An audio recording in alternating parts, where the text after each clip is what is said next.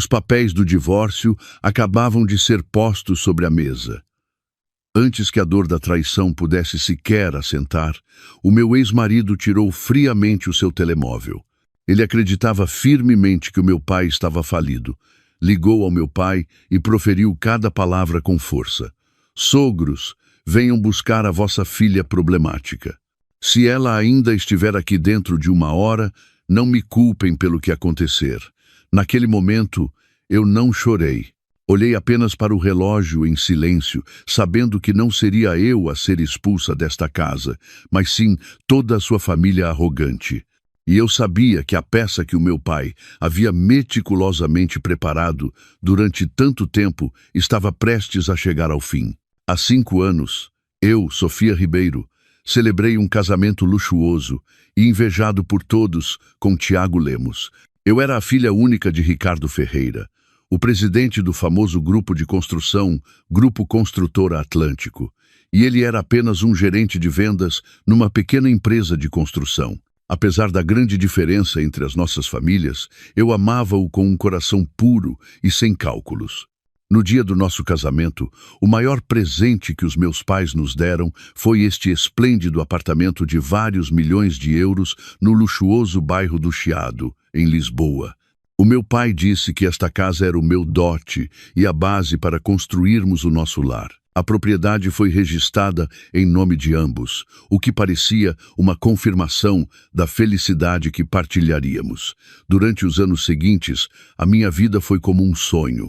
O Tiago era o marido perfeito. Eu amava-o profundamente e ele surpreendia-me, sempre com gestos românticos. Também era ambicioso e subia rapidamente na sua empresa. A minha sogra, Isabel Martins, no início olhava-me com alguma desconfiança, pensando que, como filha de um magnata, eu não saberia fazer tarefas domésticas. No entanto, ao ver que o seu filho recebia um forte apoio da minha família, ela começou a tratar-me bem. Eu considerava-me a mulher mais feliz do mundo. Estava contente com a minha vida como dona de casa, sendo um pilar de apoio para que o meu marido pudesse concentrar-se na sua carreira. Eu acreditava que esta felicidade duraria para sempre, mas a tempestade chegou. Uma tempestade maciça que despojaria todas as falsas aparências. Foi há alguns meses, numa tarde de fim de semana, enquanto a família jantava alegremente, que de repente recebi uma chamada do meu pai. Atendi com alegria. Olá, papá. Sou eu, Yayantaram. Mas o que ouvi não foi a sua voz quente e enérgica de sempre, mas sim uma voz cansada, rouca e cheia de desespero. Sofia, ouve-me bem. Tens de manter a calma. O meu coração afundou-se. Papá, o que se passa? Aconteceu alguma coisa? Ouvi um profundo suspiro do outro lado da linha. A empresa do papai está em falência.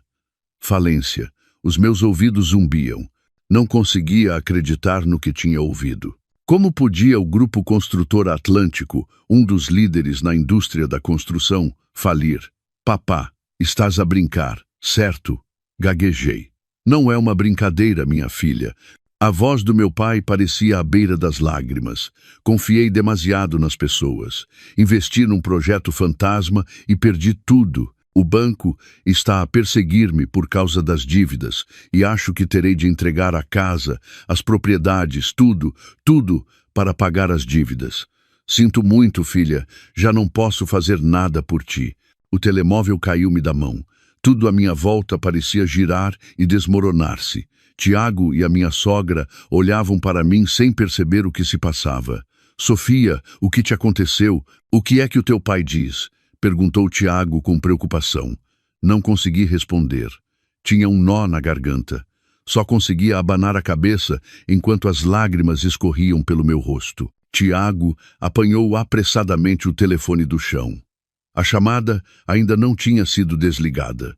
Levou-o ao ouvido e eu vi a sua expressão mudar.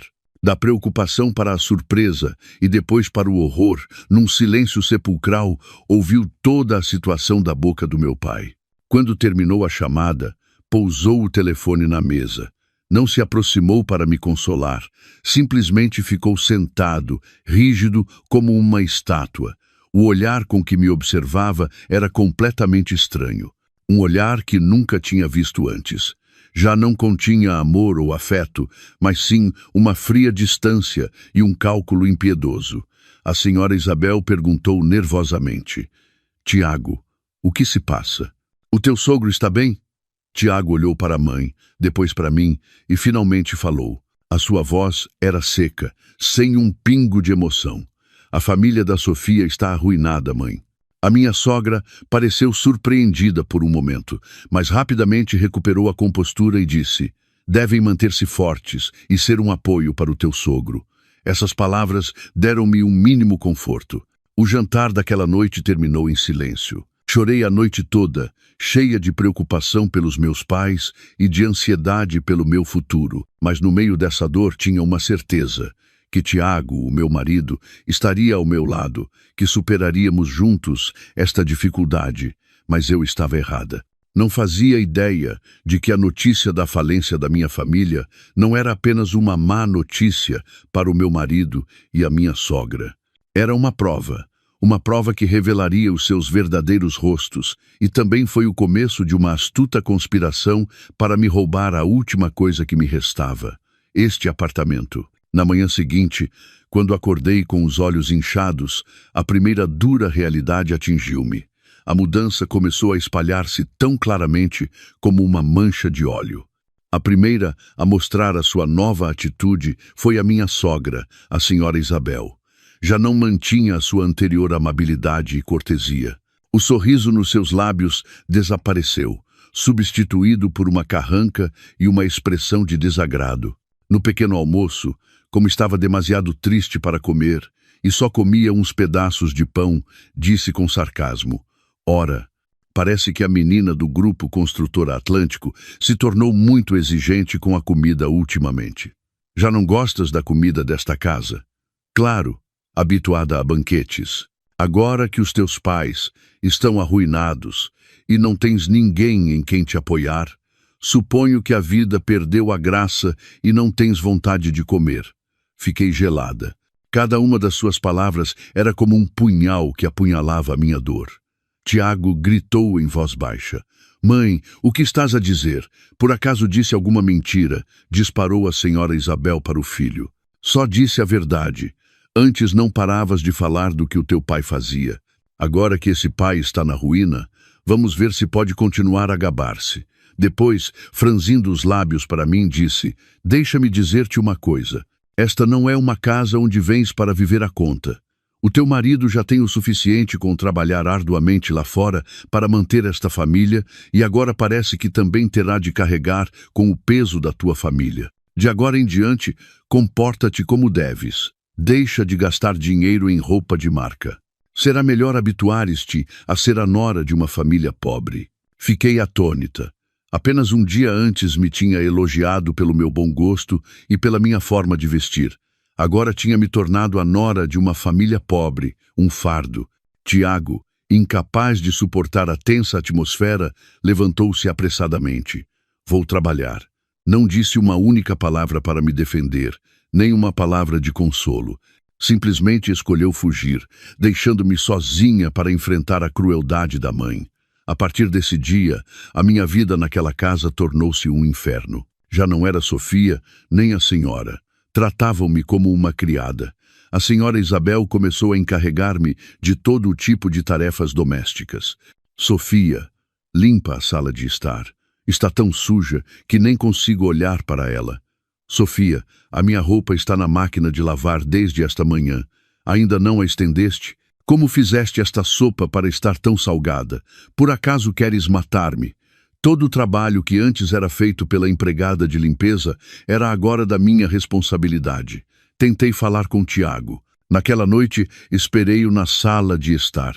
Tiago, temos de falar. Ele tentava claramente evitar-me. Estou muito cansado agora. Se tens algo a dizer, falamos amanhã. Não tem de ser agora, disse com firmeza. Olha para a atitude da tua mãe ultimamente. Não te importa como ela me trata? Tiago suspirou profundamente. Já conheces o feitio da minha mãe. Certamente o faz porque se preocupa comigo, se estou a passar por dificuldades. Além disso, com o que aconteceu na tua família, é compreensível que tenha certos preconceitos. Por isso, tenha um pouco de paciência. És a nora. É assim tão difícil agradar-lhe um pouco? Paciência. Não conseguia acreditar no que ouvia. Pediste-me para suportar estes insultos? Sou tua esposa, não a criada desta casa. Basta, gritou Tiago. Talvez tenha sido pelo estresse do trabalho ou porque se sentiu encurralado. Por favor, não exageres as coisas. Já tenho problemas suficientes. O que queres que eu faça? Que me zangue com a minha mãe e destrua esta família. Se não pensas em mim, pelo menos devias pensar neste lar. Dito isto, ele foi-se embora novamente, deixando-me sozinha, com uma raiva e uma tristeza que me sufocavam. Agora eu percebia, ele nunca ficaria do meu lado. Entre a mãe e eu, tinha escolhido a mãe. Ou, para ser mais precisa, tinha escolhido a si mesmo e o seu próprio conforto. Passei os dias mergulhada na humilhação e na solidão. A preocupação pelos meus pais e o tratamento frio dos meus sogros consumiam-me dia após dia. Emagreci notoriamente e o meu rosto estava sempre sombrio. Pensei no divórcio, mas não me atrevia. Ainda o amava e acalentava a tênue esperança de que isso fosse apenas uma dificuldade temporária e que, quando tudo passasse, ele voltaria a ser o marido que eu amava. Mas eu não sabia que, enquanto eu me agarrava à paciência e a falsas esperanças, o meu marido e a minha sogra estavam a tramar uma conspiração muito mais cruel, um plano para me roubar o meu último e maior bem. Aproximadamente uma semana depois da catástrofe da minha família, numa noite após um tenso jantar, Tiago chamou-me de repente ao seu escritório. A sua atitude estava estranha naquele dia. Em vez da sua habitual frieza e desdém, mostrou-se surpreendentemente amável e atencioso.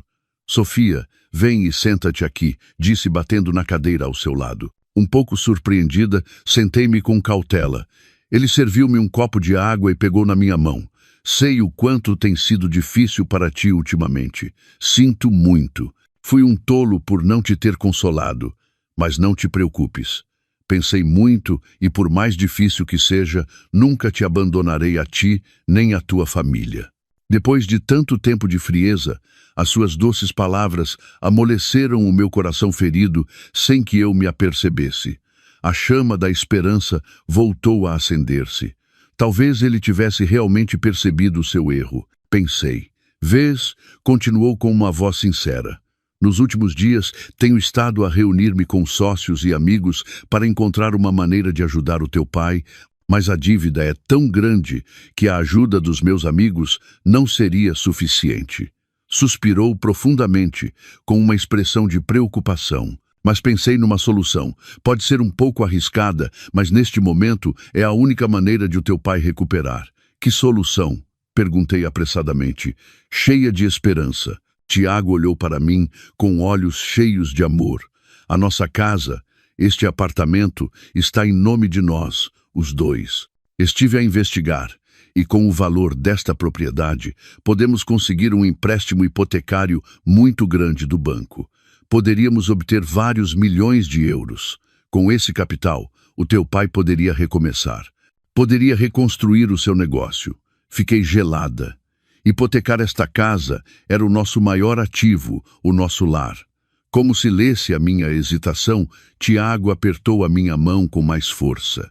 Sei o que te preocupa. Sei que este foi o presente de casamento que o teu pai te deu. Mas pensa na situação em que estamos. O teu pai está em apuros. Como podemos nós, como seus filhos, ficar de braços cruzados? A riqueza pode se perder e voltar a ganhar, mas o afeto familiar não se pode comprar com dinheiro. As suas palavras eram nobres e morais. Apontaram diretamente para o meu ponto mais fraco, o meu amor e devoção filial pelos meus pais. Não te preocupes, continuou a tranquilizar-me. Fiz todos os cálculos. Só pediremos um empréstimo parcial, apenas o suficiente para que o teu pai tenha capital para o seu negócio. Com a sua capacidade e experiência, poderá devolver o capital e os juros ao banco em 1 ou 2 anos. A nossa casa estará segura. Faço isto porque quero ajudar-te, porque quero aliviar o teu fardo. Olhou para mim com sinceridade, o olhar de um marido disposto a dar tudo pela família da sua esposa. Eu, desesperada pela preocupação com o meu pai, deixei-me convencer completamente. Acreditei nele. Pensei que ele finalmente tinha recuperado o juízo e tinha voltado a ser o marido que eu amava. Então, o que é que eu tenho de fazer? Perguntei. Já preparei todos os papéis, disse Tiago com uma expressão de alegria. Como também és coproprietária, o banco precisa da assinatura de ambos. Também tens de assinar uma procuração para que eu possa tratar de todas as gestões bancárias. Amanhã só tens de tirar um momento para assinar aqui. Tirou uma pilha grossa de documentos da sua pasta e pousou-a sobre a mesa. Com a pilha grossa de documentos que Tiago me entregou na mão, a minha mente era um turbilhão. Por um lado, sentia-me incrivelmente comovida e grata. Quando a nossa família estava à beira do abismo, quando me sentia mais sozinha e impotente, ele não era um espectador, mas sim um marido, um pilar disposto a suportar a tempestade comigo. O seu gesto parecia apagar toda a amargura e humilhação que tinha sofrido por parte dele e da mãe durante o último mês. Talvez o tivesse julgado mal, pensei. Talvez ele também tivesse as suas próprias dificuldades devido à pressão da mãe, mas no fundo do meu coração acreditava que ele continuava a ser o homem que me amava, um marido responsável. A sua frieza anterior provavelmente devia-se ao enorme choque e preocupação. O que se passa? Ainda não assinaste? A voz de Tiago tirou-me dos meus pensamentos. Olhou para mim com um vislumbre de impaciência, mas rapidamente o escondeu com um sorriso caloroso. Há algo que te preocupa? Apenas confia em mim. Nunca faria nada que te prejudicasse. Ah, não é isso, disse, sentindo-me culpada por ter duvidado dele. É só que são muitos papéis. Não percebo muito destes trâmites. Comecei a folhear as páginas. Estavam cheias de jargão legal e números apertados, pedido de empréstimo e plano de amortização, contrato de constituição de hipoteca imobiliária, procuração. Tudo parecia muito razoável, tal como ele tinha dito. Tentei ler com mais atenção, mas a minha mente era um caos de preocupação pelos meus pais e gratidão pelo gesto do meu marido. Não conseguia concentrar-me. Não é preciso ler isto com tanto detalhe, disse Tiago, com um tom que parecia urgente. São todos formulários padrão do banco, não se podem mudar. Só tens de assinar onde marquei. Tenho de os apresentar assim que abrirem. Esta tarde virão avaliar o apartamento. Temos de ser rápidos para que o teu pai possa dispor do dinheiro. Envolveu o meu pai na história. A sua pressa, aos meus olhos, transformou-se num zelo para ajudar a sua família política. Tinha pressa porque queria ajudar o meu pai o mais rapidamente possível. Ao pensar nisso, o último pingo de dúvida na minha mente desvaneceu-se. Nesta situação, senti-me egoísta e mesquinha por duvidar da sinceridade do meu marido. Sim, de acordo. Sinto muito, disse, sentindo-me genuinamente arrependida. Peguei na caneta. Ele tinha marcado cuidadosamente os locais onde devia assinar com notas autocolantes amarelas. Já não li o texto com atenção. Simplesmente passei para as páginas marcadas e assinei o meu nome. A minha assinatura era clara e firme. Assinei depositando toda a minha fé e esperança neste homem. Não fazia ideia. Entre esses papéis indiferentes, escondida, havia uma folha fatal à espera da minha assinatura. Não a vi. Assinei o meu nome nela, uma assinatura que selaria o meu destino, transformando-me de dona desta casa numa pessoa sem abrigo. Assim que terminei de assinar, Tiago apanhou apressadamente a pilha de documentos e reviu as assinaturas mais uma vez. O seu rosto transbordava de alegria.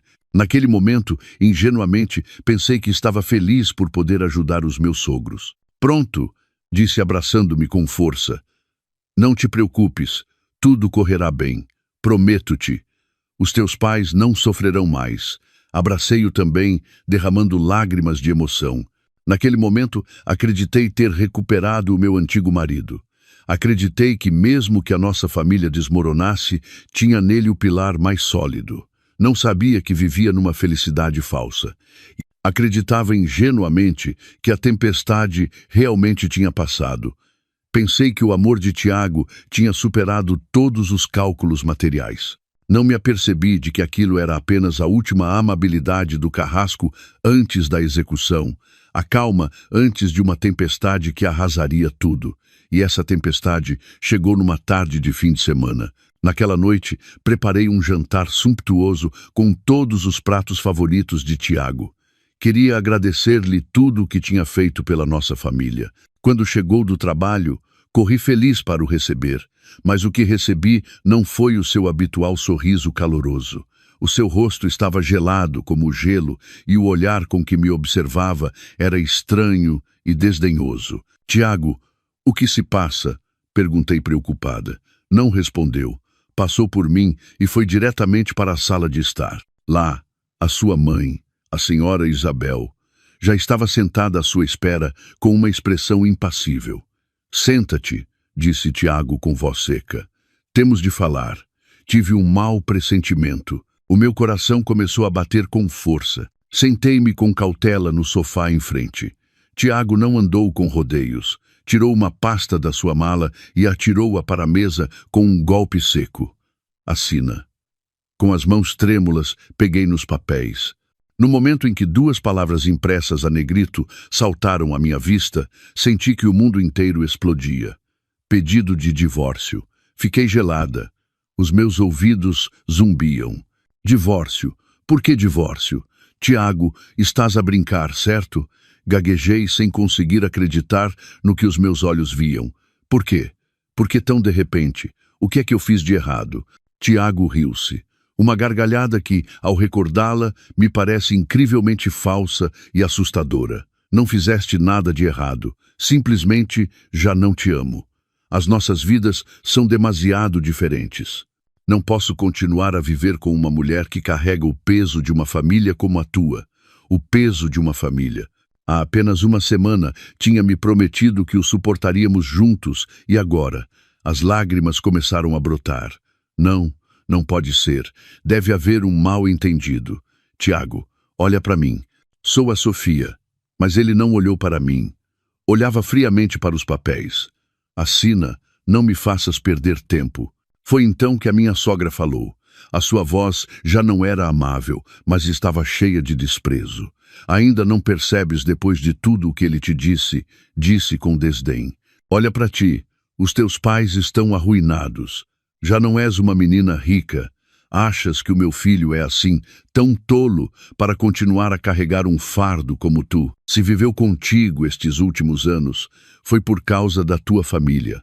Agora que a tua família acabou, a vossa relação também. É simples. Cada uma das suas palavras era como uma faca que apunhalava o meu coração a sangrar. Então era isso. Todo o amor que me tinha professado era calculado. Só tinha estado ao meu lado por causa do meu título de filha do presidente. E agora que esse título tinha desaparecido, pretendia deitar-me fora como um objeto inútil. Lixo! Gritei. Vocês são escória humana. A quem chamas tu lixo? Gritou ela também. Agradece que o meu filho te tenha suportado durante os últimos 5 anos. Assina de uma vez e desaparece da minha vista. Olhei para Tiago com olhos suplicantes. Tiago, não me faças isto, por favor.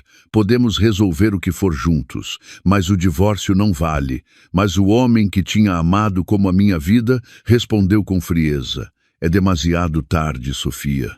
Os meus sentimentos por ti morreram no dia em que soube que a tua família estava arruinada. Ou assinas, ou encontramos-nos no tribunal. As suas palavras foram como uma martelada que estilhaçou a minha última esperança e a minha última ilusão. Desmontei-me no chão, abraçando os papéis do divórcio e chorando amargamente. Tinham me enganado da forma mais cruel e absoluta. O homem que mais tinha amado acabou por ser um demônio, um vigarista com uma máscara de amor. Ele e a mãe tinham montado uma peça de teatro juntos, uma peça para me utilizar, explorar e, finalmente, abandonar-me sem piedade. Chorei até as lágrimas secarem, mas no meio dessa dor extrema, uma raiva fria começou a ferver dentro de mim. Foi o meu erro acreditar no amor, mas eu não permitiria que continuassem a pisar-me. Sequei as lágrimas e levantei-me de um salto. Peguei na caneta e assinei o meu nome no pedido de divórcio. Uma assinatura sem hesitação. Assinei. De acordo, vamos divorciar-nos. Esta casa foi o dote que o meu pai me deu. Mesmo que nos divorciemos, não vou a lado nenhum. Continua a ser a minha casa. Ao ouvir as minhas palavras, Tiago e a senhora Isabel olharam um para o outro e soltaram uma gargalhada, uma risada cheia de desprezo e pena. A tua casa? Disse Tiago, rindo até as lágrimas. Sofia, és tão ingênua que dás pena. Acreditas mesmo que depois do divórcio te restará alguma parte desta casa? Aproximou-se, tirou outra pasta da sua mala e atirou-a para minha frente. Vê tu mesma. De quem é esta assinatura? Com as mãos trêmulas, peguei no documento e senti que o mundo se desmoronava mais uma vez. Era uma escritura de doação de propriedade imóvel e, por baixo, a minha assinatura estava claramente escrita. Foi então que me apercebi da pilha de documentos que tinha assinado, a armadilha em que tinha caído pelos meus próprios pés. Tu enganaste-me. Gritei atirando-me sobre ele como uma fera, mas ele afastou-me com facilidade e caí desajeitadamente no chão. Enganar-te. Dirás que foste demasiado estúpida, disse olhando para mim com olhos de vencedor. A quem vais culpar agora depois de assinares com a tua própria mão um documento que doava a tua casa ao teu marido? Esta casa agora é só minha. Não te cabe nem um cêntimo. Desmontei-me no chão, completamente partida. Tinha perdido tudo. Tinha perdido o meu marido, a minha fé e agora até a minha casa. Tinham me enganado da maneira mais brutal. Os dias de espera até a data do julgamento foram um inferno para mim. Vivia na minha própria casa, mas tratavam-me como uma prisioneira. Consideravam-me um incômodo de que era preciso livrar-se o mais rapidamente possível. Tiago e a mãe já não fingiam. Criticavam-me e insultavam-me abertamente. Falavam aos gritos, deliberadamente, sobre como redecorariam a casa depois de expulsarem o estorvo, ou como convidariam os seus amigos para celebrarem ter se livrado do fardo. Cada uma das suas palavras era como 1000 agulhas a cravar-se no meu coração, a sangrar. Contactei vários escritórios de advogados para pedir ajuda, mas quando lhes contava a minha história e admitia que tinha assinado a escritura de doação da casa com a minha própria mão, todos abanavam a cabeça com expressão de impotência. Será difícil, disse-me um advogado mais velho. O documento é claro e está tudo legalmente reconhecido. Se não tiver provas evidentes de fraude ou coação, como uma gravação de áudio ou vídeo, as possibilidades de anular este caso são praticamente nulas. O tribunal só julga com provas. Provas? De onde ia eu tirar provas? Tudo tinha acontecido entre Tiago e eu, e as suas doces palavras e gestos amáveis eram tudo atuação, uma peça de teatro que não tinha deixado rasto. Encontrava-me num beco sem saída. Sentia-me tão estúpida e ingênua. Como pude cair numa armadilha tão grosseira? Como pude assinar sem ler os documentos com atenção? Culpava-me e censurava-me a mim mesma, mas a censura depressa se transformou em raiva. A culpa não era minha, a culpa era deles. A culpa era dessas pessoas que tinham usado o meu amor e a minha confiança para urdir uma trama tão vil. Decidi ir a julgamento, mesmo que perdesse. Tinha de me apresentar perante a lei e contar toda a verdade com a minha própria voz. Mesmo que ninguém me acreditasse, tinha de mostrar ao mundo a sua verdadeira face. A data do julgamento foi marcada. Fui ao tribunal sozinha, sem advogado nem família. Não me atrevi a contar a verdade aos meus pais. Já estavam a sofrer o suficiente com a falência. Não queria preocupá-los mais. Menti-lhes, dizendo que tínhamos um pequeno conflito de casal e que precisávamos de tempo para resolver-lo. Quando entrei na sala, vi Tiago e a mãe sentados. Não estavam sozinhos. Ao seu lado, sentava-se um advogado de aspecto impecável e muito seguro de si. Ao verem-me sozinha, olharam para mim com ainda mais desprezo e suficiência. Estavam certos da sua vitória. O julgamento foi rápido. Para mim, foi quase uma tortura. O advogado de Tiago apresentou os seus argumentos de forma clara e eloquente. Disse que o nosso casamento tinha terminado por conflitos insuperáveis e diferenças de ambiente e pensamento. E então, com ar triunfante, apresentou a sua carta vencedora, a escritura de doação da casa com a minha assinatura. Excelentíssimo senhor juiz, disse com fingida solenidade, quanto aos bens, não temos nenhuma disputa. Em consideração ao afeto conjugal e em agradecimento ao cuidado que a família do meu cliente lhe proporcionou num momento de dificuldade, a esposa do meu cliente, a senhora Sofia Ribeiro, decidiu doar a totalidade da sua parte do apartamento ao seu marido, o senhor Tiago Lemos. Todos os procedimentos são legais e foram devidamente reconhecidos. Senti uma raiva que me sufocava. As suas palavras distorciam a verdade descaradamente. Agradecimento, cuidado, tinham me transformado de vítima de burla numa esposa compreensiva.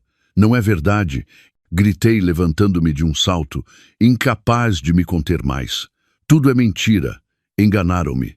Eu não sabia nada desse documento.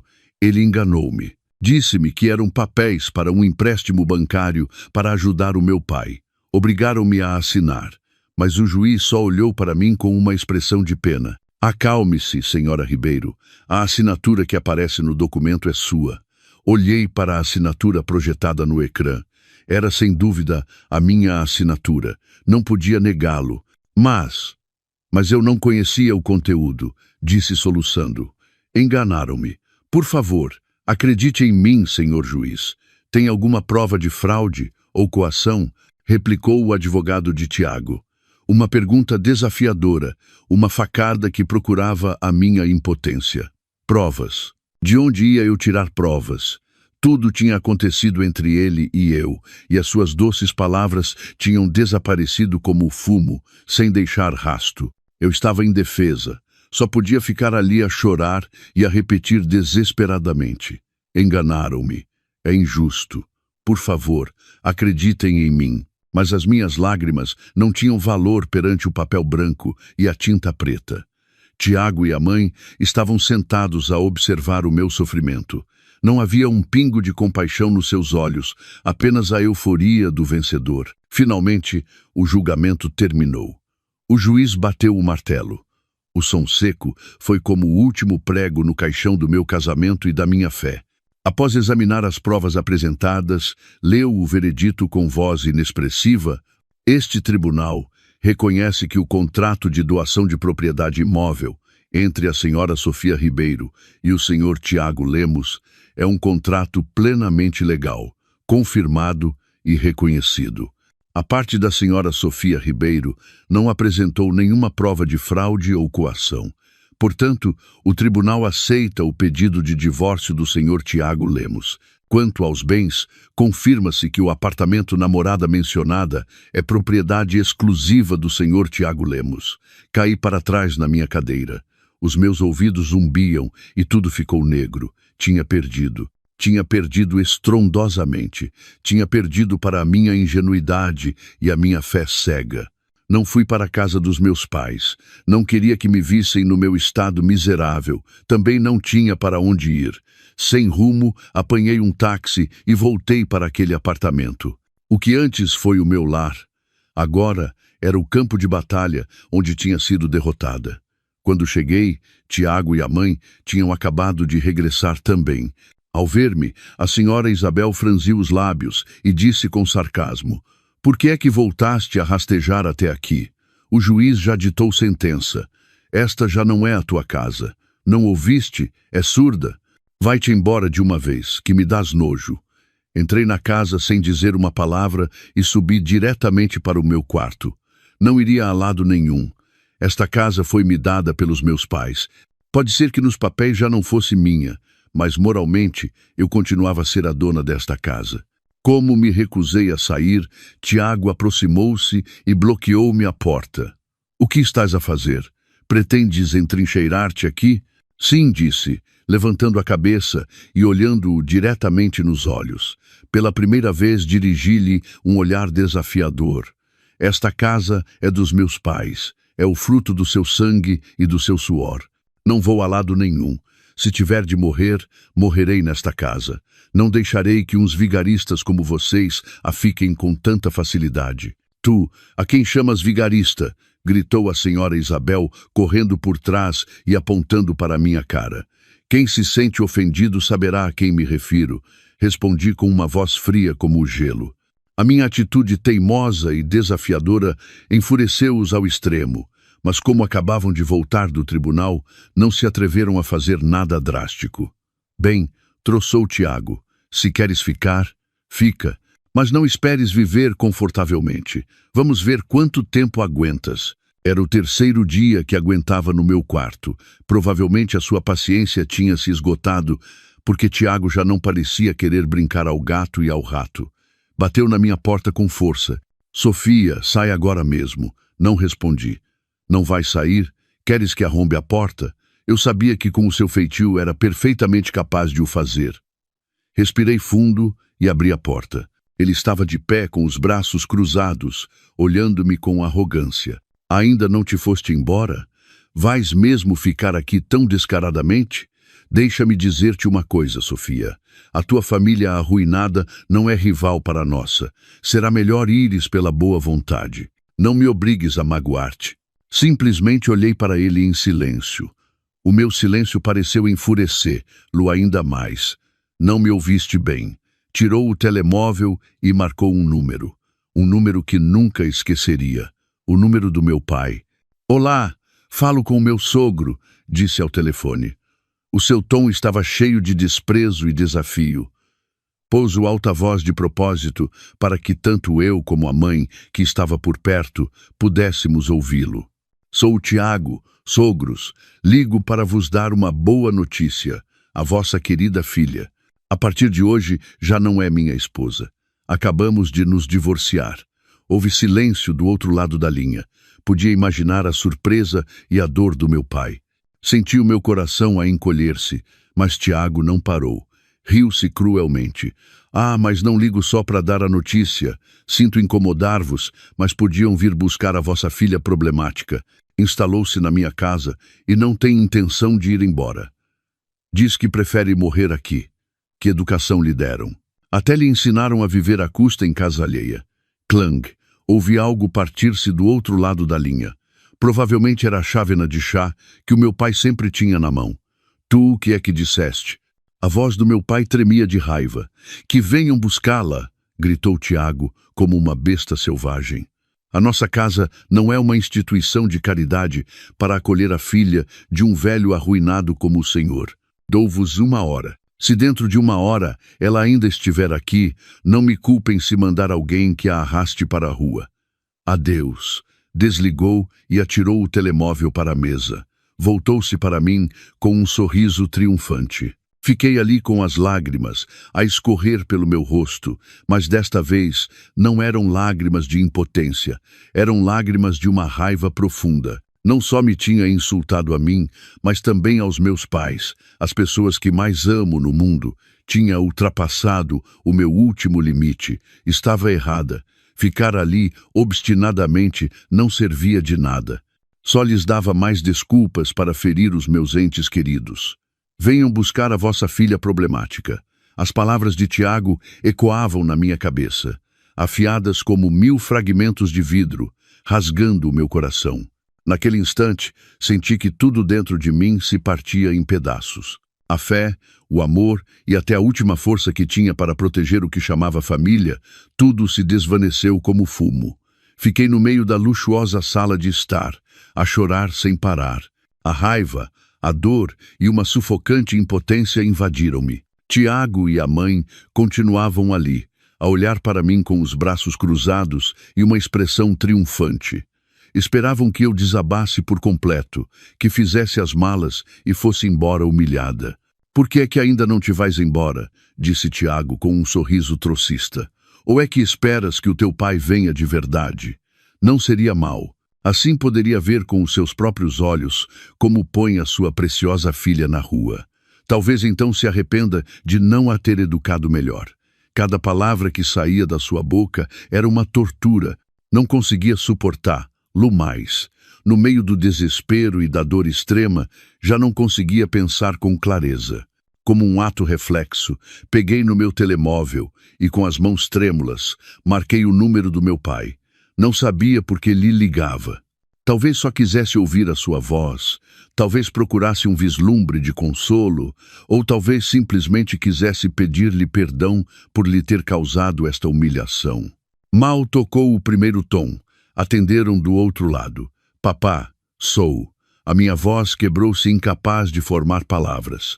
Parecia que o mundo inteiro estava cheio apenas do meu choro. Sofia, não chores. A voz do meu pai do outro lado não mostrava nem a raiva, nem o desconcerto que eu esperava. Pelo contrário, a sua voz era incrivelmente tranquila e serena, com uma estranha força. O papá sabe de tudo. Fiquei gelada. Toda a dor dentro de mim pareceu parar por um instante. Papá, tu não te preocupes, interrompeu-me o meu pai. Gravei tudo o que esse canalha disse. Minha filha, tens sofrido muito, fizeste muito bem, foste muito valente. A voz do meu pai já não era a voz cansada e impotente de um homem em falência. Era grave e cheia de autoridade, como se um leão, há muito tempo em silêncio, finalmente tivesse despertado. Agora, ouve-me bem. A sua voz era firme, não admitia réplica. Não vás a lado nenhum. Fica nessa casa. Não saias nem um passo pela porta. Não importa o que digam ou façam, se for necessário, tranca a porta do teu quarto. Entendido? Sim. Sim, entendido, respondi ainda confusa, sem perceber o que o meu pai pretendia, porque estava tão tranquilo, porque me pedia para ficar. Bem, fica aí. Chego em 30 minutos. Mas o que vais fazer quando vieres? Perguntei preocupada. Ele e a mãe estão aqui. Estão muito agressivos. Vão insultar-te. Confia no teu pai. Foi tudo o que disse. 3 palavras, mas com o peso de uma tonelada. Num instante, toda a minha confusão dissipou-se, substituída por uma fé absoluta, e desligou. Fiquei ali com o telemóvel na mão. O meu pai viria em 30 minutos. O que pensava ele fazer? Como iria um homem arruinado e sem nada enfrentar pessoas tão prepotentes? Por acaso viria suplicar-lhes que me perdoassem? Não, não podia ser. A voz do meu pai não era a de alguém que vai suplicar. Era a voz de alguém que vai fazer justiça. Tiago e a mãe, ao verem-me atônita depois da chamada, regozijaram-se ainda mais. Foste contar a história ao teu papá? Troçou Tiago. Vamos ver o que é que esse velho arruinado pode fazer quando vier. Ou é que vai vir ajoelhar-se para pedir perdão pela filha? Seria um espetáculo digno de se ver.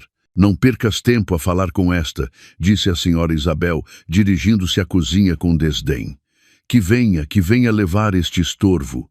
Que alívio! Eu vou tomar um chá enquanto desfruto do espetáculo. Dizendo isto, foi tranquilamente para a cozinha. Tiago desabou no sofá, cruzou as pernas e pôs um canal de desportos, ignorando por completo a minha presença.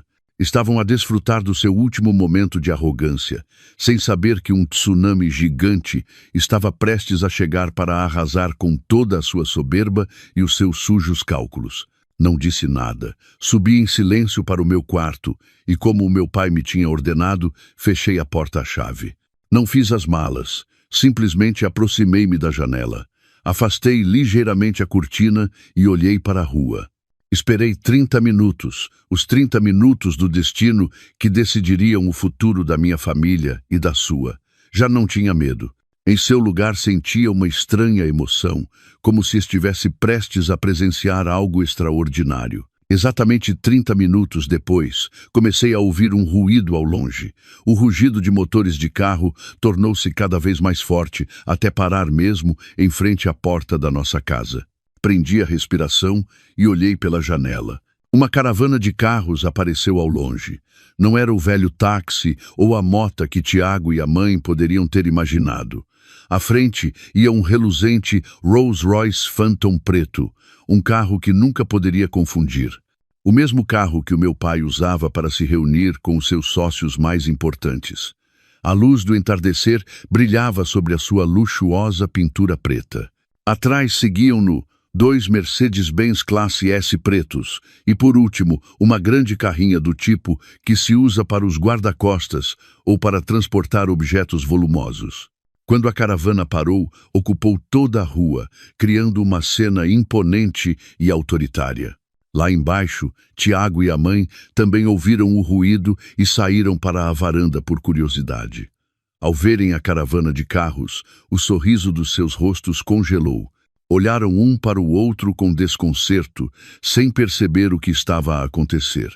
Provavelmente pensaram que algum peixe graúdo se tinha enganado no endereço. A porta do Rolls-Royce abriu-se e saiu um homem de fato e óculos de sol pretos. Era o chefe Almeida, o chefe de segurança de maior confiança do meu pai. Cortesmente, contornou o carro para abrir a porta traseira e então saiu o meu pai. Usava um fato Tom Ford perfeitamente ajustado e no seu pulso brilhava o relógio Patek Philippe de edição limitada que lhe dei no seu último aniversário. O seu cabelo estava impecavelmente penteado e os seus sapatos reluziam. O seu aspecto não era de todo de um homem arruinado e afogado em dívidas. Era majestoso e imponente, como um imperador que regressa ao seu reino. Dos outros carros, desceram o advogado da nossa família, o Dr. Tavares, e uma equipa de quase uma dúzia de guarda-costas, todos altos e corpulentos, com uniformes pretos que lhes davam um aspecto muito profissional. Da janela do meu quarto, contemplei a cena, sem palavras de surpresa, e depois comecei a chorar. Mas desta vez, eram lágrimas de felicidade e uma emoção avassaladora.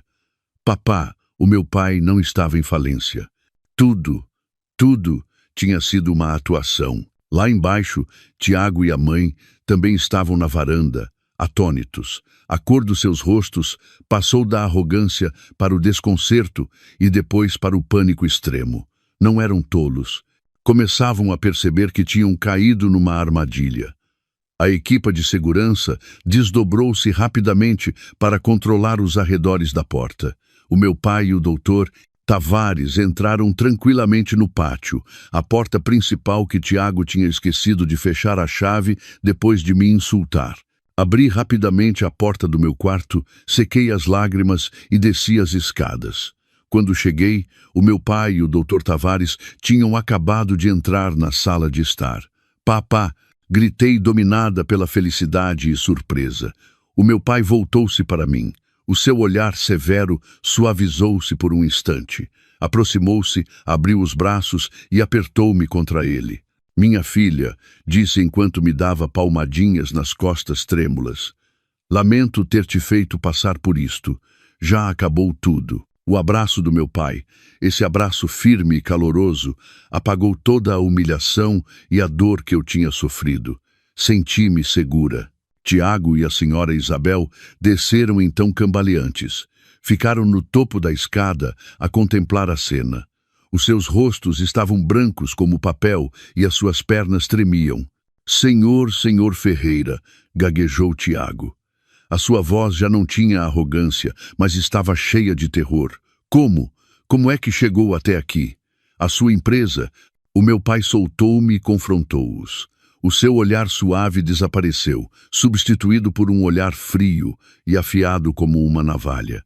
Um olhar que parecia atravessar a alma. A minha empresa troçou. Uma risada cheia de sarcasmo. Obrigado pelo seu interesse. Vai muito bem.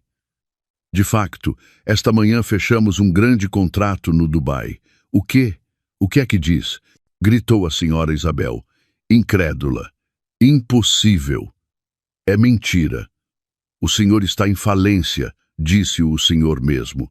Sim, disse-o eu mesmo, admitiu o meu pai com calma. Mas não era uma má notícia, era uma prova. Uma prova para conhecer o coração das pessoas. Uma prova. Fiquei gelada. Tiago e a senhora Isabel também estavam horrorizados. Uma prova. A voz da senhora Isabel estava cheia de incredulidade. Parecia que ainda não conseguia aceitar que tinha sido enganada. O meu pai, como se não valesse a pena responder-lhe, sentou-se tranquilamente no sofá. No mesmo sítio onde, há apenas alguns minutos, Tiago se tinha sentado arrogantemente com as pernas cruzadas. O meu pai fez-me um sinal para que me sentasse ao seu lado. A sua atitude descontraída era como a de um rei no seu próprio palácio. O Dr. Tavares não perdeu nem um segundo em começar o julgamento. Aproximou-se da mesa de vidro e abriu a sua mala.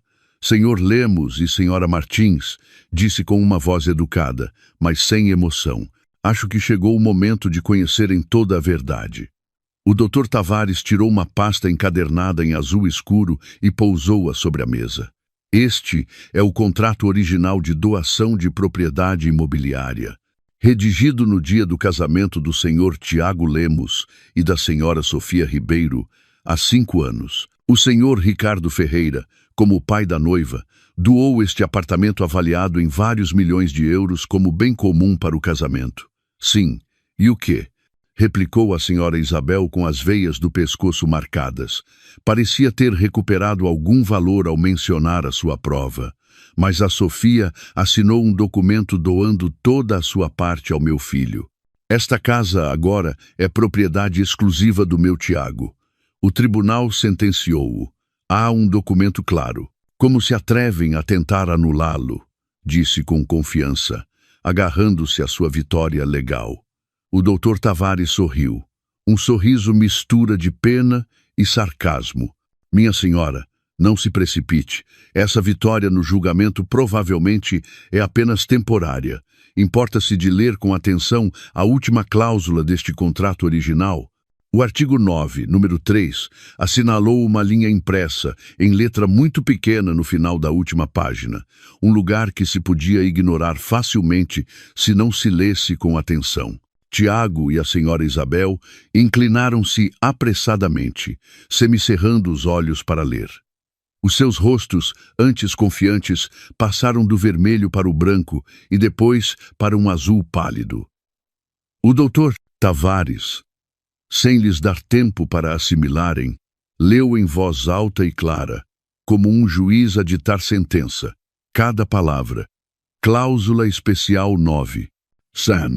O presente contrato de doação e toda a titularidade imobiliária relacionada com o mesmo terão plena validade jurídica unicamente enquanto os donatários, Tiago Lemos e Sofia Ribeiro, mantiverem uma relação matrimonial legalmente válida. No caso de a relação matrimonial terminar por qualquer motivo, incluindo divórcio ou falecimento de uma das partes, o presente contrato ficará automaticamente sem efeito. Qualquer posterior transferência, doação, venda, hipoteca ou outro tipo de contrato ou documento realizado sobre a dita propriedade sem o consentimento escrito e reconhecido do doador original Ricardo Ferreira será considerado nulo e sem efeito.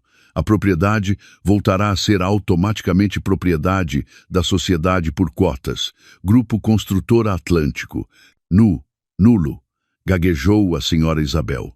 A sua voz quebrou-se, cambaleou e teve de agarrar-se ao braço do filho para não cair. É isso mesmo, minha senhora, disse o doutor. Tavares com uma voz fria como o gelo. Para que o entenda de forma simples, esse documento de doação que o senhor Lemos tem em seu poder, esse que vocês valorizam, tornou-se automaticamente papel molhado no momento em que ele e a senhorita Sofia se divorciaram oficialmente. Não tem nenhum valor legal. Não, impossível, gritou Tiago, perdendo completamente a compostura. Isto é uma armadilha. Montou-nos uma armadilha. Onde é que se viu uma cláusula tão absurda? Que lei permite isto? O doutor Tavares voltou a sorrir. Senhor Lemos, vejo que não conhece bem a lei. Isto é uma cláusula perfeitamente legal, chamada doação condicional. Quando o senhor e a senhorita Sofia assinaram este contrato, significa que aceitaram essa condição. Não pode dizer que não sabia. Além disso, na altura, o seu próprio advogado reviu este contrato e confirmou que não havia nenhum problema legal. Tiago ficou atônito. Foi então que se lembrou do dia em que assinou o contrato. Estava tão eufórico por receber um presente tão grande do seu sogro que não prestou nenhuma atenção às cláusulas menores. Tinha caído na armadilha pelos seus próprios pés. Uma armadilha legal incrivelmente bem calculada. E o que acontece com a sentença do tribunal? Perguntou a senhora Isabel, tentando agarrar-se à sua última esperança. O tribunal sentenciou que esta casa era do meu filho. A sentença do tribunal de primeira instância baseou-se nas provas apresentadas naquele momento, explicou o Dr. Tavares com calma. Naquele momento não apresentamos este contrato original. Por quê? Porque queríamos ver até onde chegava o vosso teatro. Agora temos provas suficientes da burla do Sr. Lemos e este contrato original. Apelaremos e garanto-lhe a 100% que, em segunda instância, a sentença será completamente diferente. O Sr. Lemos não só não ficará com a casa, como poderá ser acusado de burla e apropriação indevida. Tiago e a mãe desabaram por completo. Olharam um para o outro e depois para o meu pai com uma expressão de horror. Tinham caído numa armadilha. Uma armadilha montada há 5 anos e ativada no momento perfeito. Foram demasiado arrogantes. Subestimaram-nos. E agora tinham de saborear a mais amarga das derrotas. Quando o Dr. Tavares terminou a sua explicação, um pesado silêncio apoderou-se da sala de estar. Tiago e a mãe desabaram no sofá com o olhar perdido, sem um pingo de arrogância. Tinham perdido. O meu pai, que tinha observado tudo em silêncio, levantou-se. Então, o seu olhar não era o de um vencedor. Nos seus olhos só havia desilusão e uma profunda tristeza. Tiago começou com uma voz grave e autoritária. Uma vez confiei muito em ti. Pensei que eras um jovem ambicioso, com talento e, sobretudo, que amavas sinceramente a minha filha. Não hesitei em dar-te em casamento a minha filha mais querida e dei-vos uma grande fortuna para que tivesseis uma base. Esperava que formasses uma família feliz com a Sofia e que mais tarde dirigisses este negócio comigo. Negou com a cabeça, desiludido. Depois de uns anos de prova, se considerasse que tinham amadurecido de verdade, pensava confiar-vos uma grande parte do grupo, um posto com o qual provavelmente nunca teria sonhado. E esta farsa da falência foi a minha última prova para ti. Ao ouvir isso, não só Tiago e a senhora Isabel, mas também eu, ficamos atônitos. A última prova. O meu pai olhou para mim com uma expressão de desculpa. Sofia, sinto não te o ter dito, mas tinha de o fazer. Tinha de saber se o homem que tinhas escolhido, o homem a quem ia confiar o futuro da minha filha e todo o meu negócio era realmente de confiança, voltou a olhar para Tiago. Queria ver a tua verdadeira natureza quando a minha filha deixasse de ser uma menina rica, quando a sua família desmoronasse, quando se transformasse num fardo. Queria ver se, como juraste no dia do teu casamento, ficarias ao seu lado para superar as dificuldades juntos ou se. O meu pai não terminou a frase, mas todos entendemos o significado. Dei-te uma oportunidade. A sua voz tornou-se firme. Uma oportunidade para te mostrares como homem, como marido. Mas desiludiste-me enormemente. Não só mostraste a tua ganância e a tua traição, como abandonaste a tua esposa no seu momento de maior dor e ainda urdiste um vil teatro com a tua mãe para lhe roubar o seu último bem. Não mereces ser o marido da minha filha. Não mereces herdar nada de mim. As palavras do meu pai foram como a sentença final que fechava todas as portas ao futuro de Tiago. Foi então que ele se apercebeu do que tinha perdido. Não só um apartamento, mas uma fortuna imensa, um negócio gigantesco e um futuro brilhante. Tinha atirado tudo pela borda por causa da sua própria ganância e da sua miopia. Levantou a cabeça e olhou para o meu pai e para mim. Ajoelhou-se perante o meu pai. Senhor Ferreira, sinto muito, soluçou. Lágrimas de um arrependimento tardio. Foi como se estivesse possuído. A ganância cegou-me. Por favor, perdoe-me uma vez. Prometo-lhe. Vou mudar. Tratarei bem a Sofia. Por favor, não nos expulse. A senhora Isabel, ao ver o filho, correu a ajoelhar-se ao seu lado. É verdade, sogro, gemeu miseravelmente. A culpa é toda minha. Fui eu que, na minha velhice, na minha loucura, incitei o meu filho. Por favor, pense nos jovens nos 5 anos que viveram como marido e mulher, e perdoe-nos por esta vez. Sentimos muito mesmo. Começou outra peça de teatro de lágrimas, mas desta vez já não teve efeito. O meu pai simplesmente olhou para eles com frieza. Perdão, se quem tivesse vindo hoje aqui não fosse eu, mas sim um velho realmente arruinado, teriam dito estas palavras. Ou teriam insultado esse velho até a saciedade e expulso a sua filha para a rua sem piedade. Perante a pergunta do meu pai, ficaram sem palavras. Dei-te a oportunidade, mas tu rejeitaste-a com as tuas próprias mãos, disse o meu pai a Tiago. Já não há mais nada a falar.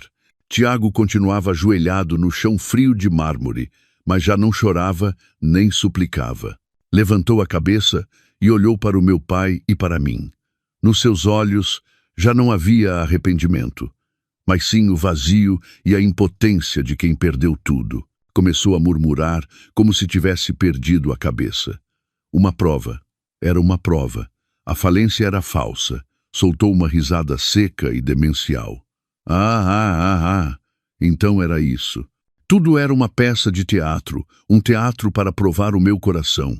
Vocês trataram-me como um rato de laboratório e agora divertem-se a ver como caí na armadilha. Não te vimos como um rato, disse o meu pai com voz gélida. Tu próprio te tornaste um rato que só persegue a isca que tem à frente sem ver a armadilha que paira sobre a sua cabeça. A senhora Isabel, depois de um tempo atordoada, recuperou o juízo, mas a sua mente tinha se transformado numa fúria demencial.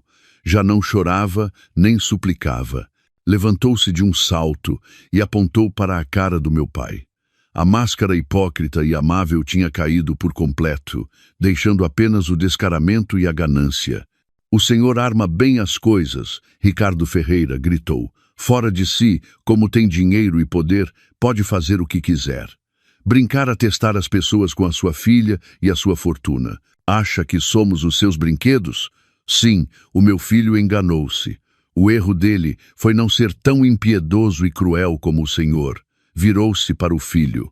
Tiago, levanta-te. O que é que fazes aí paralisado? Tu não fizeste nada de errado. O teu único erro foi ser demasiado bom e confiar nas pessoas. Depois de viver 5 anos com a filha deste velho, tratando-a como uma princesa, agora toda a sua família se une para te expulsar. Ainda vais continuar ajoelhado perante estas pessoas? Não conseguia acreditar no que ouvia. Mesmo nesta situação, era capaz de distorcer a verdade e confundir o branco com o preto com tal descaramento. Na sua boca, o filho tinha se tornado a vítima e nós os carrascos cruéis. Senhora Martins, interveio então o doutor Tavares. A sua voz continuava tranquila, mas afiada. Sugiro que meça as suas palavras. Quem serviu quem e quem cometeu o erro? É algo que a senhora sabe melhor do que ninguém. E recordo-lhe mais uma vez que legalmente esta casa nunca foi propriedade do seu filho. Cala-te. A senhora Isabel lançou-se a insultar até o advogado. Tu não és mais do que um advogaducho pago por esse velho. Nos papéis diz que a Sofia doou a casa ao meu filho. O tribunal sentenciou-o. Achas que conseguirão anulá-lo? Agarrou-se desesperadamente à sentença errônea de primeira instância como um náufrago a uma tábua. O meu pai simplesmente abanou a cabeça ligeiramente. O seu rosto mostrava uma clara desilusão. Parecia não querer discutir mais com uma mulher que tinha perdido a razão, mas Tiago, ele pareceu incitado pelas palavras da mãe. O seu desespero transformou-se em raiva. Levantou-se e olhou fixamente para o meu pai. Nos seus olhos já não havia medo, mas sim um desafio demencial. Tem razão, disse com a voz rouca. Tem razão. Perdi a sua prova, mas não cante vitória tão cedo. O tribunal sentenciou que esta casa é minha. Mesmo que exista a sua estranha cláusula, a sentença do tribunal continua a ser válida. Quer anulá-la? Não será fácil. Encontramo-nos em segunda instância. Vamos ver se o seu dinheiro consegue vencer a lógica do branco e do preto. Estava até a ameaçar-nos. Acreditava que com a sentença que já tinha na mão, ainda tinha uma oportunidade. A ganância tinha-o cegado por completo. Não sabia o que estava a enfrentar. Olhei para o homem que tinha à minha frente, o que uma vez amei. No meu coração só restava a amargura. Não sentia o mínimo arrependimento. Tinha escolhido lutar até o fim. O meu pai olhou alternadamente para Tiago e para a senhora Isabel. Não se zangou de todo. Simplesmente sorriu com frieza. Bem, se tanto o desejam, disse voltando-se para o advogado. Doutor Tavares, acho que não será preciso esperar pela segunda instância. Mostre-lhes o último presente que lhes preparei. O último presente. Eu também fiquei surpreendida. O Dr. Tavares anuiu e voltou a abrir a sua mala, mas desta vez o que tirou não foi uma pasta, mas sim um tablet. Reproduziu um vídeo, pousou-o sobre a mesa e girou o ecrã para Tiago e a mãe. No ecrã, via-se uma gravação de uma câmara oculta instalada no reservado de um restaurante de luxo. E o protagonista do vídeo não era outro senão Tiago. Estava a falar com um homem desconhecido. A voz de Tiago ouvia-se com clareza. Não se preocupe. Se tratar bem do assunto no tribunal, se conseguir que a sentença seja a meu favor, assim que tiver o apartamento nas minhas mãos, vendê-lo-ei imediatamente. Repartiremos o dinheiro da venda, como acordamos. 60 para mim, 40 para o senhor. O outro homem riu-se. Tens a certeza? Ouvi dizer que o teu sogro não é um homem qualquer.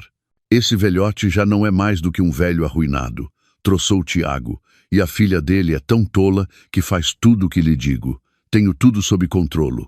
Quando o vídeo terminou, a sala de estar voltou a mergulhar no silêncio, mas desta vez era um silêncio sepulcral. A senhora Isabel olhou para o filho. Os seus olhos abriram-se como pratos, incrédula. Acontece que o filho não só tinha enganado a esposa, como se tinha atrevido a fazer negócios com um funcionário judicial, a tentar comprar a justiça com dinheiro. E Tiago, o seu rosto, não tinha uma gota de sangue. Olhava fixamente para o tablet, a tremer dos pés à cabeça. Como é que conseguiram? Guinchou a senhora Isabel. Achavas que eu não tinha os mesmos contactos que tu, disse o meu pai com uma voz gélida. O homem com quem te reuniste era uma armadilha que eu mesmo montei. Só queria ver até onde eras capaz de chegar. E não me desapontaste.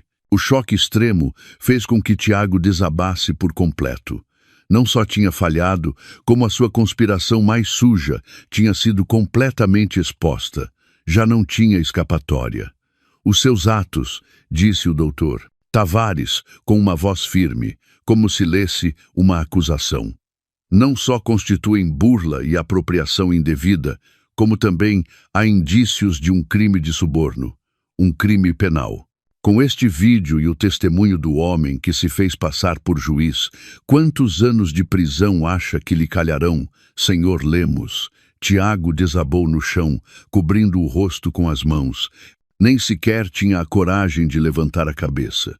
Tinha perdido toda a vontade de resistir e o medo de ir para a prisão tinha se apoderado completamente da sua mente.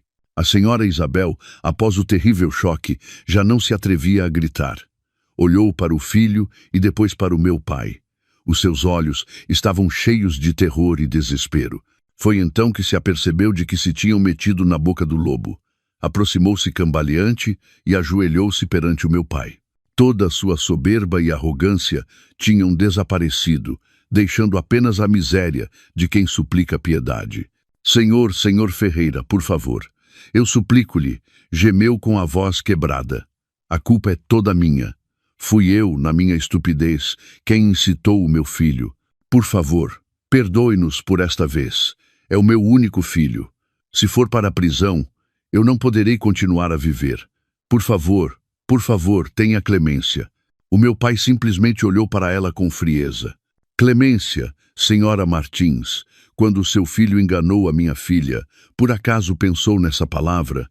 Quando a senhora e o seu filho se regozijavam após lhe roubarem os seus bens, pensaram que chegaria um dia como hoje.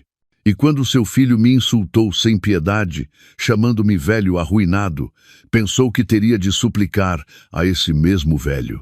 Cada pergunta do meu pai era como um punhal que se cravava no seu coração, e ela baixou ainda mais a cabeça sem conseguir responder.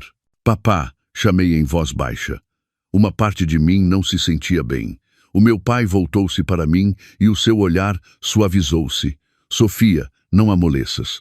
Se não matares a serpente, um dia voltará para nos morder. Desta vez é preciso arrancá-la pela raiz. Dito isto, não voltou a olhar para a mãe e o filho. Fez um sinal ao doutor Tavares. O doutor Tavares anuiu e tirou outro documento da sua mala. Senhor Lemos, senhora Martins, disse. O senhor Ferreira, depois de muito meditar, decidiu oferecer-vos uma última saída. Perante as palavras saída, tanto Tiago como a mãe levantaram a cabeça. Uma faísca de esperança brilhou nos seus olhos. Não apresentaremos queixa-crime pela tentativa de suborno do senhor Lemos. Com uma condição, disse o doutor Tavares, colocando o documento sobre a mesa. Assinem esta declaração sob juramento. O conteúdo é simples. Ambos renunciam voluntariamente a todo o direito de recurso contra a sentença judicial e, ao mesmo tempo, reconhecem que este apartamento é propriedade do Grupo Construtora Atlântico. Além disso, comprometem-se a não voltar a aparecer na vida da senhora Sofia Ribeiro, nem a contactá-la, nem a interferir de forma alguma. Fez uma pausa e acrescentou com voz gélida: se aceitarem assinar, faremos como se nada tivesse acontecido. Mas se não o fizerem, esse vídeo será enviado imediatamente às autoridades policiais.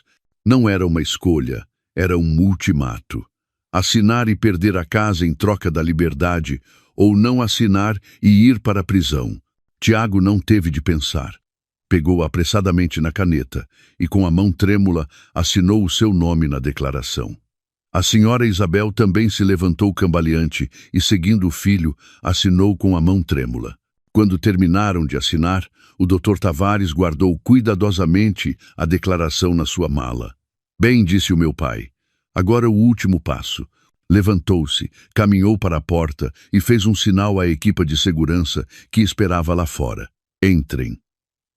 Uma dúzia de guarda-costas com uniformes pretos entraram em uníssono e formaram-se em duas filas. A sua presença fez com que o ar da divisão se tornasse pesado. Doutor Tavares, disse o meu pai, leia-lhes o resto do ultimato. O advogado anuiu. A pedido do proprietário legal deste apartamento, exige-se à senhora Isabel Martins e ao seu filho que desalojem esta propriedade no prazo de 1 hora. Só poderão levar os seus bens pessoais essenciais. Todos os bens imóveis da casa são propriedade do Grupo Construtora Atlântico. O meu pai dirigiu-se ao chefe Almeida. Chefe Almeida, que os seus homens ajudem a senhora Martins e o senhor Lemos a fazer as malas. Lembre-se, só bens pessoais, roupas, sapatos e coisas assim. O resto fica. Se dentro de 1 hora não se tiverem ido embora, acompanhe-os amavelmente para fora. Entendido, senhor? E assim começou o despejo mais humilhante. Sob a direção do chefe Almeida, a equipa de segurança dividiu-se em 2 grupos. Um grupo acompanhou Tiago e a mãe para o andar de cima, enquanto o outro trouxe caixas grandes e começou a embalar. Moveram-se com profissionalismo e rapidez. A roupa dos armários de Tiago e da senhora Isabel foi tirada e atirada para as caixas. Sapatos, malas, cosméticos, tudo teve o mesmo destino, sem o menor respeito, sem a menor compaixão. A senhora Isabel observava como os seus preciosos artigos de luxo eram tratados como lixo. O seu rosto estava pálido. Tentou intervir, mas 2 guarda-costas intervieram com um olhar gélido. Lamentamos, minha senhora. Ordens do senhor Ferreira. Tiago simplesmente ficou num canto, como se estivesse pregado ao chão. Já não lhe restavam forças, nem para resistir. Este despejo teve lugar perante os meus olhos e os dos vizinhos curiosos que espreitavam pela porta.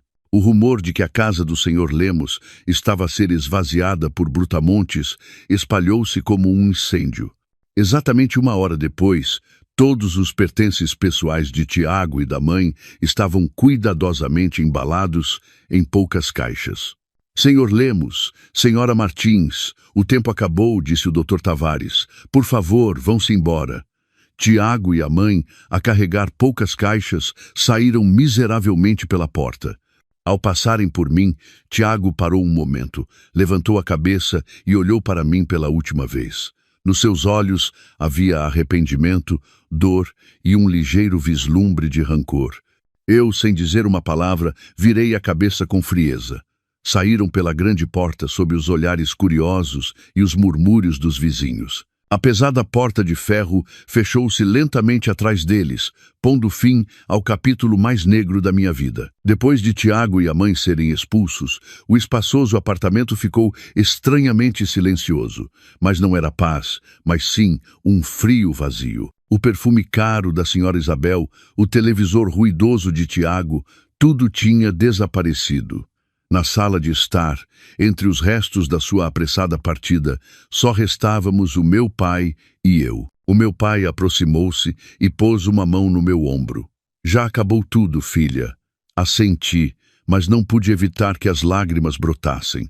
Não chorava por compaixão por eles, mas por mim mesma. Chorava pelos 5 anos de juventude desperdiçados, pela fé brutalmente pisada. Enganei-me, não foi, papá? Fui tão estúpida ao acreditar nele. O meu pai abraçou-me. Não, tu não te enganaste. Só foste demasiado boa.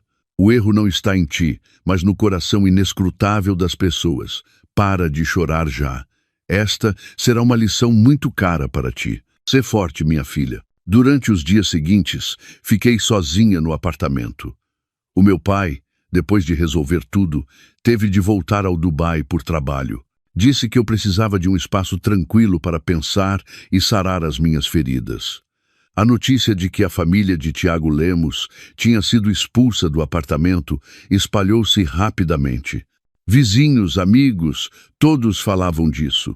A verdade sobre a farsa da falência do meu pai e a burla de Tiago também veio à luz pouco a pouco. As pessoas já não me viam como uma pobre esposa abandonada pelo marido. Em seu lugar, olhavam para mim com respeito e um ligeiro espanto. Uns dias depois, recebi uma chamada de uma antiga amiga que trabalhava na mesma empresa que Tiago. Sofia, ouviste a notícia? A sua voz estava cheia de emoção. O teu ex-marido, Tiago, foi despedido. Fiquei um pouco surpreendida. Segundo ela, depois do escândalo, a reputação de Tiago tinha se afundado por completo. Nenhuma empresa confiaria um posto importante a alguém que tinha tentado burlar até a sua própria família política. A sua empresa, pressionada pela opinião pública e provavelmente com uma pequena ajuda dos contactos do meu pai, tomou a rápida decisão de o despedir. E isso não é tudo, continuou a minha amiga. Ouvi dizer que a mãe, após o choque de ser expulsa de casa, foi hospitalizada e agora foi para o campo. Dizem que está numa situação muito lamentável. Realmente é o karma. Ouvi as suas palavras, mas não senti nada. Era o preço que tinham de pagar pela sua ganância e maldade. Pensei que a nossa história terminaria ali, que cada um seguiria o seu caminho e não nos voltaríamos a encontrar. Mas eu estava enganada. Aproximadamente 1 semana depois, tarde da noite, quando me preparava para dormir, tocou a campainha. Olhei para o ecrã do intercomunicador e senti que o meu coração parava. Era Tiago. Estava de pé sob a tênue luz amarela do portal. Tinha um aspecto realmente miserável. O seu fato impecável tinha sido substituído por uma camisa amarrotada. O seu cabelo, sempre asseado, estava desgrenhado. O seu rosto estava macilento, a barba desleixada e os seus olhos vermelhos e inchados, como se não tivesse dormido há dias. Já não era o arrogante e seguro gerente, era só um fracassado, um ninguém. Não queria abrir-lhe a porta, mas ao ver o seu aspecto lamentável, surgiu o último vislumbre de compaixão que me restava. Abri a porta ligeiramente. "O que fazes aqui?" perguntei com frieza. Não respondeu. Simplesmente olhou para mim e de repente ajoelhou-se. Sofia, eu sinto muito, chorou. Era o soluço dilacerante de um homem que tinha perdido tudo. Enganei-me, Sofia. Realmente enganei-me. A ganância cegou-me. Fui uma besta, um lixo com pele humana. Não tenho o direito de te pedir perdão. Só queria ver-te uma última vez para te dizer que sinto muito. Ficou ajoelhado com a cabeça apoiada no chão, a chorar com os seus ombros largos, a tremer. Fiquei a olhar para ele. O meu coração era um turbilhão de emoções. Eu odiava-o pelo que nos tinha feito a mim e a minha família. Mas ao ver o seu estado miserável, não pude evitar sentir um pouco de pena. Afinal, era o homem que uma vez mais amei. Levanta-te. A minha voz suavizou-se um pouco. Tudo acabou já. Não, negou com a cabeça. Não acabou até me dizeres que me perdoas. Sofia, sei que é impossível, mas por favor, não me podias dar mais uma oportunidade para recomeçar. Prometo-te, vou mudar, vou encontrar outro trabalho. Vou trabalhar arduamente e devolver-te-ei tudo. Nós não poderíamos recomeçar. Fiquei gelada. Como podia dizer algo assim depois de tudo o que tinha acontecido? Sorri com amargura. Recomeçar, Tiago. Achas que tudo pode voltar a ser como antes tão facilmente? Pode-se voltar a colar um espelho partido? A minha confiança, tu próprio a estilhaçaste. Olhei-o diretamente nos olhos. Tiago, sabes que mais? O que mais me doeu não foi que me burlasses para me tirares a minha casa. Foi que insultasses o meu pai sem piedade. Quando meu pai estava no seu momento mais baixo, pisaste o seu orgulho. Isso é algo que nunca esquecerei. Baixou a cabeça sem poder rebater nada. Enganaste-te, continuei com clareza. Mas o teu maior erro não foi a ganância, foi não saberes agradecer. Tinhas tudo, uma esposa que te amava, uma família política que te apoiava incondicionalmente e um futuro brilhante. Mas atiraste tudo pela borda. Desprezaste uma mina de ouro por um pedaço de carvão. Essa foi a tua maior estupidez. As minhas palavras foram como uma faca que se cravou profundamente no seu orgulho. Deixou de chorar e ficou sentado, atordoado. Vai-te embora. A minha voz soava cansada. Não temos mais nada a falar. Não voltes a procurar-me, nem a incomodar-me. Vive a tua vida. Dito isto, fechei a porta com um estrondo. Não olhei para trás nenhuma vez. Apoiei-me na porta e comecei a chorar de novo. Mas desta vez não eram lágrimas de raiva. Eram as últimas lágrimas para me despedir de um amor, para fechar um triste capítulo da minha vida. Depois desse último encontro, Tiago nunca mais apareceu perante mim. Ouvi dizer que tinha saído da cidade e voltado para sua terra natal com a mãe, sem empresa, sem casa e com um futuro sombrio. Ele e a mãe tiveram de começar do zero, vivendo entre os troços e as críticas de parentes e vizinhos. Foi um pouco amargo, mas era o final absolutamente merecido pelo que tinham feito. E eu, depois de um golpe tão grande, não me apressei a começar uma nova relação. Tirei um tempo para mim, para sarar as minhas feridas internas. O espaçoso apartamento, que albergava tanta felicidade como tragédia, tornou-se o meu espaço de serenidade para recuperar o equilíbrio. Vendi metade dos móveis caros, mas frios, e em seu lugar pus vasos verdes e obras de arte. Transformei-o num verdadeiro lar, no meu próprio espaço. O meu pai, depois de dar uma lição ao seu genro traidor, já não me pressionou para que participasse na gestão do grupo. Filha, disse-me, já passaste por demasiadas tempestades. Agora faz o que realmente gostas. O papai estará sempre atrás para te apoiar. E voltei à minha paixão, a arquitetura. Mas desta vez não trabalhei numa grande empresa. Fundei o meu próprio pequeno estúdio de design, especializando-me em projetos de contribuição social, construir casas para pessoas desfavorecidas, desenhar escolas para crianças em zonas rurais, edifícios ecológicos. Queria usar o meu talento não só para construir edifícios impessoais, mas para criar valor para a sociedade. O trabalho intenso e as viagens para novos lugares ajudaram-me a esquecer gradualmente o triste passado. Conheci muita gente, Vi diferentes formas de vida. Apercebi-me de que, por maior que fosse a minha dor, era pequena em comparação com outras desgraças do mundo. Isso tornou-me mais forte e mais compassiva. Uns anos depois, quando o meu estúdio de design já estava algo consolidado, reencontrei por acaso Marcos, um amigo da universidade. Ele também era arquiteto e partilhávamos as mesmas ideias e paixões. Falamos muito sobre o trabalho e a vida. Ao seu lado encontrei a empatia e a compreensão que nunca encontrei em Tiago. O amor voltou a bater à minha porta de uma forma muito suave e natural, sem nenhum cálculo. Quando decidi casar-me novamente, o meu pai perguntou-me: "Tens a certeza desta vez?" Sorri e anui. "Sim, papá, tenho a certeza. Ele não é rico como o Tiago, nem tem um futuro brilhante assegurado, mas tem um coração sincero. E agora, para mim, isso é mais valioso do que qualquer outra coisa." O meu segundo casamento não foi ostentoso. Convidamos apenas a família e os amigos mais próximos e celebramos uma pequena e calorosa festa.